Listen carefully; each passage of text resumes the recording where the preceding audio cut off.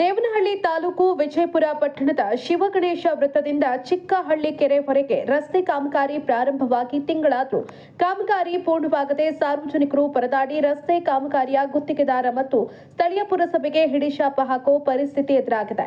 ಇನ್ನು ಕಳೆದ 1 ತಿಂಗಳಿಂದ ಕಾಮಗಾರಿ ಪ್ರಾರಂಭವಾಗಿ ಈವರೆಗೂ ಕುಂಟುತ್ತಾ ಸಾಗಿದೆ.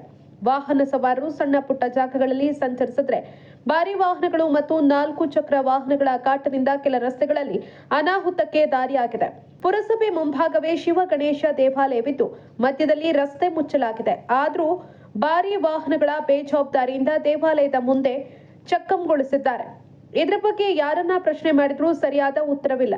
ರಸ್ತೆ ಆಗಿದ್ದು 20 ದಿನಗಳಾದರೂ ಮುಕ್ತಿ ಸಿಗದೆ ಮಳೆ ಬಂದಾಗ ಬಿದ್ದು ಸಮಸ್ಯೆಗಳೇ ಹೆಚ್ಚಾಗ್ತಾ ಇದೆ. ಇದರ ಬಗ್ಗೆ ಜರೂರಾಗಿ ಕ್ರಮ ವಹಿಸಿ ಸುಗಮ ಸಂಚಾರಕ್ಕೆ ಅನುವು ಮಾಡಿಕೊಡಬೇಕು. ಇಲ್ಲವಾದ್ರೆ ಉಗ್ರ ಹೋರಾಟಕ್ಕೆ ಮುಂದಾಗ್ತೀವಿ ಎನ್ನುತ್ತಾರೆ ಸಾರ್ವಜನಿಕರು. ಇನ್ನು ಈ ಬಗ್ಗೆ ಕರವೇ ಶಿವರಾಮೇಗೌಡರ ಬಣದ ಕಾರ್ಮಿಕ ಘಟಕದ ಅಧ್ಯಕ್ಷ ಮಂಜುನಾಥ್ ಅವರು ಮಾತನಾಡಿ ತಮ್ಮ ಅಭಿಮತವನ್ನು ವ್ಯಕ್ತಪಡಿಸಿದರು. ಅಕ್ಷಯ್ ವಿ, ದೇವನಹಳ್ಳಿ. ಈ ವಿಜಯಪುರ ಹೃದಯ ಭಾಗದಲ್ಲಿರ್ತಕ್ಕಂಥ ಈ ಗಣೇಶ ದೇವಸ್ಥಾನ ಏನು ಈ ಶಿವಗಣೇಶ ಸರ್ಕಲ್ ಇದೆ, ಇಲ್ಲಿ ಭಾರಿ ವಾಹನಗಳು ಅಂದರೆ 10 ವೀಲು 6 ವೀಲ್ ಈ ಥರ ಲಾರಿಗಳು ಬಂದು ಜಖಮ್ ಆಗಿರೋದು, ಕನ್ನಡ ಧ್ವಜಸ್ತಂಭ ಜಖಮ್ ಆಗಿರೋದು. ಹಾಗೆ ಅದು ಶಿವನಿಗೆ ಏನಾದರೂ ಬಿದ್ದಿದ್ರೆ ಆ ಕಡೆ ಈ ಕಡೆ ಬಿದ್ದಿದ್ರೆ ಅಕಸ್ಮಾತ್ ರೋಡ್ಗೆ ಏನೋ ಬಿದ್ದಿದ್ರೆ ಭಾಳ ಅನಾಹುತ ಆಗ್ತದೆ. ದೇವಾಲಯ ಡ್ಯಾಮೇಜ್ ಆಗಿರೋದು ನೀವು ಕಾಣಿಸ್ತದೆ, ನೋಡ್ಬೋದು. ಹಾಗೆ ಇದು ಭಾಳ ಅನಾನುಕೂಲ ಆಗ್ತಾಯಿದೆ.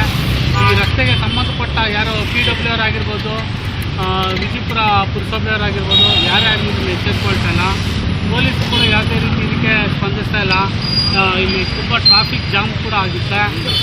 ಒಂದು ರಸ್ತೆ ಕ್ಲಿಯರ್ ಆದರೆ ವಾಹನ ಓಡಾಡೋದಕ್ಕೆ ಅವಕಾಶಗಳೇ ಇಲ್ಲ. ಯಾಕಂದರೆ ಏಕಮುಖಿಯಾಗಿ ಬಂದ್ಬಿಟ್ರೆ ಗಾಡಿಗಳು ಹೋಗೋಕ್ಕೆ ಆಗಲ್ಲ. ಎಲ್ಲ ರೋಡ್ ಫುಲ್ ಜಾಮ್ ಆಗೋಗುತ್ತೆ. ಇದು ಕಾಂಟ್ರಾಕ್ಟ್ ಯಾರು ತಗೊಂಡಿರೋದು? ಕ್ಲಿಯರ್ ಆದರೂ ಮಾಡಬೇಕು, ಇಲ್ಲ ಇದನ್ನ ಒಂದೇ ಆದರೂ ಮಾಡಿಕೊಡ್ಬೇಕು. ಇಲ್ಲ ಲಘು ವಾಹನಗಳು ಓಡಾಡೋದಕ್ಕೆ ಏನು ಬೈಕು ಆಟೋಗಳು ಓಡಾಡೋಂಥ ವ್ಯವಸ್ಥೆನ ಮಾಡಿದ್ರೆ ಭಾಳ ಅನುಕೂಲ ಆಗ್ತದೆ. ಇದು ಕಾಂಟ್ರಾಕ್ಟ್ ಯಾರು ತಗೊಂಡಿರೋದು? ಕಾಂಟ್ರಾಕ್ಟ್ ನಾವು ಕೇಳಕ್ಕೆ ಬರಲ್ಲ. ಕಾಂಟ್ರಾಕ್ಟ್ ಅವ್ರನ್ನ ಕೇಳಕ್ಕೆ ಬರಲ್ಲ. ನಾವು PW ಅವ್ರನ್ನೇ ಕೇಳಬೇಕಾಗ್ತದೆ. ಯಾಕಂದರೆ ಅವರು ಎಷ್ಟು ತಗೊಂಡಿದ್ದಾರೋ, ಎಷ್ಟು ದಿವಸ ಕಾಮಗಾರಿ ಆಗುತ್ತೋ ಅದೆಲ್ಲ ನಮ್ಗೆ ಮಾಹಿತಿ ಇಲ್ಲ. ಸಂಬಂಧಪಟ್ಟ ಅಧಿಕಾರಿಗಳು ಏನು ಮಾಡ್ತಾ ಇದ್ರು ಅರ್ಥ ಆಗ್ತಾ ಇಲ್ಲ. ಇಲ್ಲಿ ನೀವು ಆಗಲೇ ನೋಡ್ಬೋದಾಗಿತ್ತು, ಇನ್ನೋವಾ ಕೆಳಗಡೆ ಬಿದ್ದೋಗ್ಬಿಡ್ತಾಯಿತ್ತು. ಟೈರು 4 ಟೈರು, ಸುಮಾರು 4 ವಾಹನಗಳ ಟೈರ್ಗಳು ಹೊಡೆದೋಗಿದೆ.